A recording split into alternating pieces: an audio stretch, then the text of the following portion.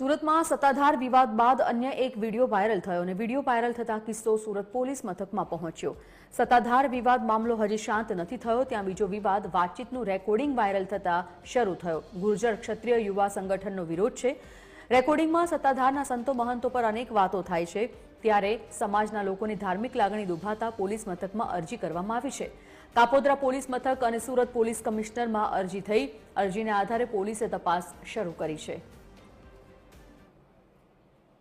ફરિયાદી છે જયભાઈ ટાંક, એના દ્વારા આજે જે વસંત ચાવડા કરીને જે વ્યક્તિ છે, જે યુટ્યુબ ચેનલની અંદર જે કંઈ ક્લિપો જેની પુષ્ટિ નથી અને જેની પાસે કોઈ આધાર નથી, જે 6 મહિનાથી એક જ ટાર્ગેટ કે સત્તાધાર ધામને, સનાતન ધર્મને અને સાધુ સંતોને કઈ રીતે બદનામ કરવા, કોઈ પણ આધાર પુરાવા વગર એ જે વિડીયો મૂકે છે, એનાથી 18 વર્ષની લાગણીઓ દુભાઈ છે, ધાર્મિક લાગણીઓ દુભાઈ છે, જે ગુરુગાદી છે એની ઉપર લાંછન લાગે છે। તો આજે પોલીસ કમિશનર સાહેબને અને કાપોદ્રા પોલીસ સ્ટેશનના પીઆઈ સાહેબને અમે રજૂઆત કરવા આવ્યા છીએ કે જે કાંઈ આધાર પુરાવાઓ અમે આપ્યા છે સીડીના માધ્યમથી એનો અભ્યાસ કરી અને એની ઉપર ગુનો દાખલ કરવામાં આવે અને કાયદાકીય કાર્યવાહી કરવામાં આવે।